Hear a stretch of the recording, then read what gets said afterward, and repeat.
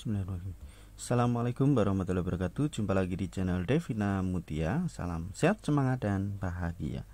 Bagaimana kabar adik-adik sekalian? Tetap semangat untuk belajar ya. Dan untuk kesempatan kali ini akan kita lanjutkan pembahasan soal-soal dari buku penilaian Bu Pena untuk SD TMI kelas 6 ya, jilid 6B, tema 4, globalisasi. Dan kali ini akan kita bahas untuk latihan soal sub tema 2 ya. Di tema 4 ada di halaman 57 ya. Langsung saja ya. Di sini ada muatan bahasa Indonesia ya. Ada teks untuk menjawab soal nomor 1 sampai dengan 5 ya. Saya bacakan nanti sekalian ya. Jadi tanpa kita sadari ataupun tidak, kita telah berada di era globalisasi. Kata globalisasi sudah sering kita dengar dalam berbagai kehidupan sehari-hari, baik di sekolah ataupun dalam masyarakat. Dalam Kamus Besar Bahasa Indonesia atau KBBI, globalisasi memiliki arti proses masuknya sesuatu ke ruang lingkup dunia. Jadi secara umum globalisasi dapat diartikan sebagai suatu proses yang mendunia ataupun menyeluruh.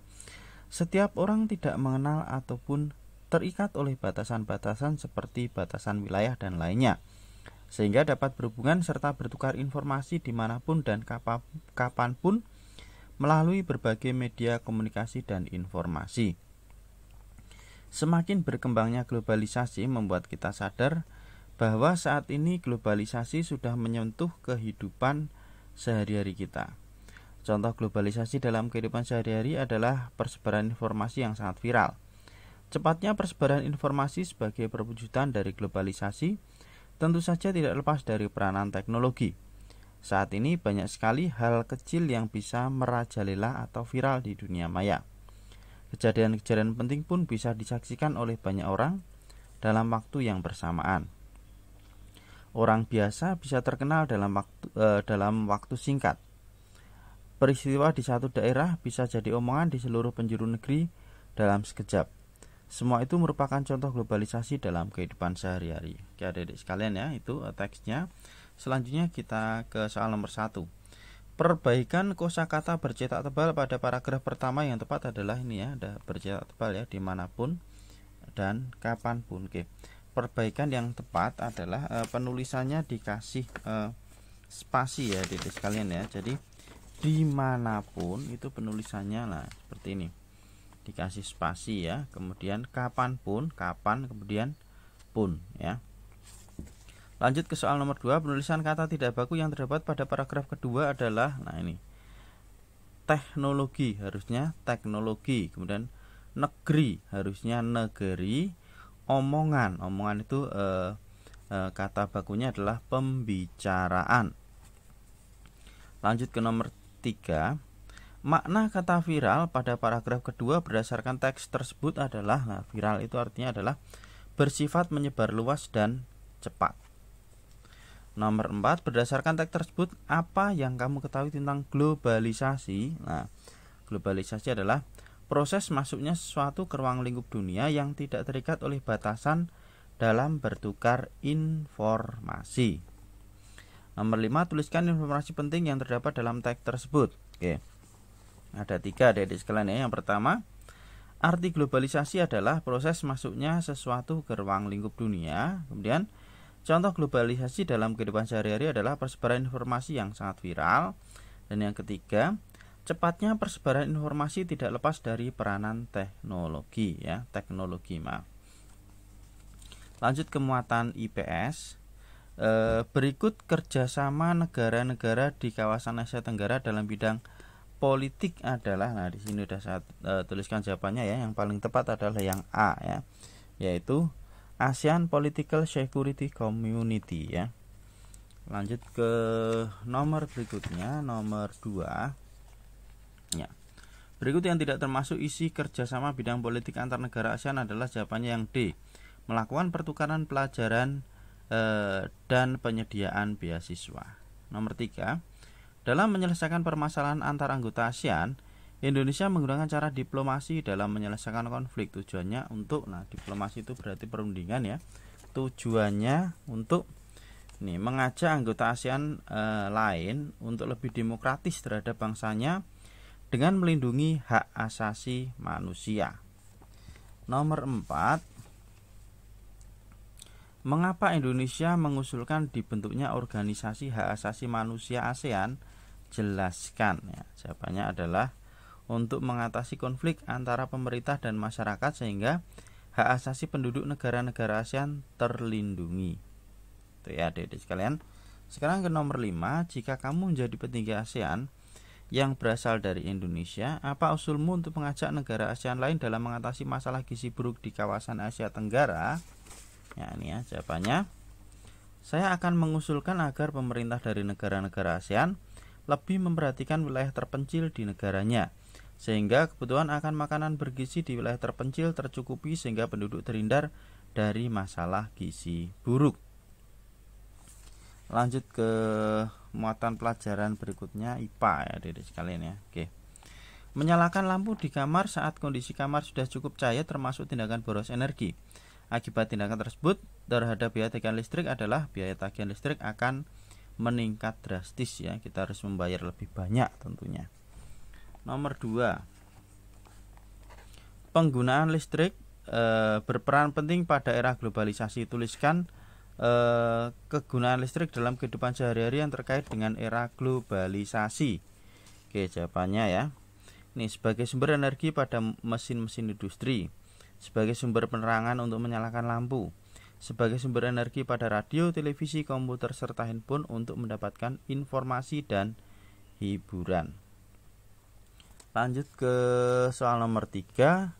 Tuliskan usaha penghematan energi listrik di sekolahmu ya.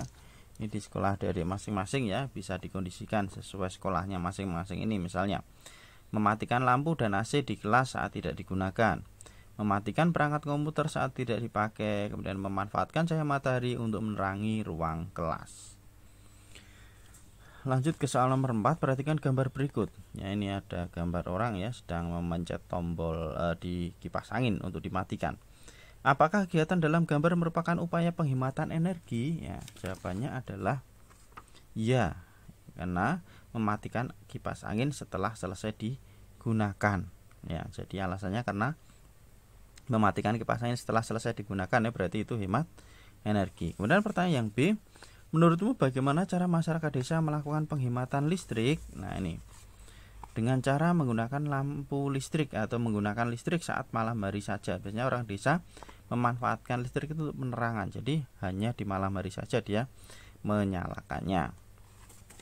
Nomor 5, perhatikan kedua jenis lampu berikut ya. Ini ada lampu pijar ya dan juga lampu neon ya. Pertanyaan yang A, manakah lampu yang paling boros energi? Ya, jawabannya adalah yang A ya. Lampu pijar ini lebih boros ya dibandingkan lampu neon ya. Kemudian pertanyaan yang B, apa jenis lampu yang tepat agar kamu dapat menghemat penggunaan energi listrik? Jelaskan alasanmu ya. Oke. Jawabannya adalah lampu LED karena berasal dari pancaran dioda sehingga memiliki tingkat efisiensi listrik paling tinggi. Ya, itu untuk nomor 5. Kita lanjut ke muatan PPKN adik-adik sekalian ya. Oke, berikut yang termasuk tindakan bangga menggunakan barang buatan dalam negeri adalah jawabannya yang C ya. Membeli oleh-oleh khas suatu wilayah saat datang berkunjung. Nomor 2, keberhasilan usaha ekonomi tersebut dapat meningkatkan kesejahteraan. Jawabannya ekonomi masyarakat ya, ini sedang membatik ya, membatik tulis dengan menggunakan canting. Nomor 3, Pak Dedi memiliki sebuah usaha ekonomi. Tetangganya juga membuka usaha ekonomi yang sama dengan Pak Dedi. Bagaimana sebaiknya Pak Dedi bersikap? Nah, untuk nomor 3 ya. Jawabannya adalah sebentar. Nah, ini ya. Menghargai usaha tetangganya dengan saling mendukung dan membantu serta bersaing secara sehat. Nomor 4, tuliskan wujud rasa banggamu menggunakan barang buatan negeri atau dalam negeri ya ini ya. Dengan cara apa? Membeli produk-produk dalam negeri, kemudian menggunakan produk dalam negeri dalam kehidupan sehari-hari. Oke, kita muatan pelajaran terakhir ya, muatan SBDP. Nomor 1, Tujuan tulisan di dalam poster dibuat lebih mencolok agar mudah dibaca pembaca. Ya, nomor 1 jawabannya yang B. Nomor 2, perhatikan brosur berikut. Nah, belajar menulis cerita anak. Brosur tersebut berisi tentang, jawabannya yang A, promosi harga buku sekolah. Ya, ini kita lihat ya. Belajar menulis cerita anak di sini tentang panduan yang berisi langkah untuk belajar menulis bagi anak. Ya, ini tentunya buku sekolah dengan beberapa selling point yang dituliskan. Oke, nomor 2 jawabannya A. Nomor 3, fungsi foto atau gambar dalam poster adalah, nah, fungsinya untuk apa ini? Membuat tampilan poster lebih menarik sehingga dapat menarik minat pembaca. Nomor 4, brosur biasanya dapat ditemukan di dinding atau tempat yang sudah disediakan. Ini ada ya di sekali ini di halaman 50 ya, bisa dicek. Kemudian kita soal terakhir ya, di halaman 60 ya. Ya, ini ada 2 jenis reklame. Kita diminta untuk melihat. Kemudian pertanyaan yang A, apa isi reklame A? Reklame A itu isinya apa? Ya, ini tentang storytelling contest ya, oleh Erlangga dengan hadiah-hadiah yang menarik. Oke, jadi reklame A itu berisi tentang perlombaan membacakan cerita atau membacakan dongeng. Selanjutnya yang B, hal apa yang menarik dari reklame A? Nah, ini terdapat hadiah menarik bagi pemenang ya. Ini tadi hadiahnya juara 1, juara 2, juara 3. Kemudian apa isi reklame B? Nah, promosi tentang buku kegiatan belajar matematika. Itu ya. Kemudian pertanyaan D, hal apa yang menarik dari reklame B ya? Mendapatkan diskon 15% dan mendapat mug atau jurnal bagi 100 pembeli pertama. Pertanyaan terakhir, apa manfaat masing-masing dari kedua reklame tersebut? Nah, ini. Jadi gambar A itu untuk mengajak pembaca mengikuti suatu kegiatan ya. Dan gambar B untuk menarik minat pembaca membeli buku yang ada dalam reklame ya. Itu ya adik-adik sekalian ya, pembahasan soal di tema 4, latihan soal subtema 2. Untuk soal-soal berikutnya tetap ikuti terus di channel Devina Mutia. Saya rasa cukup sekian dan saya akhiri. Wassalamualaikum warahmatullahi wabarakatuh.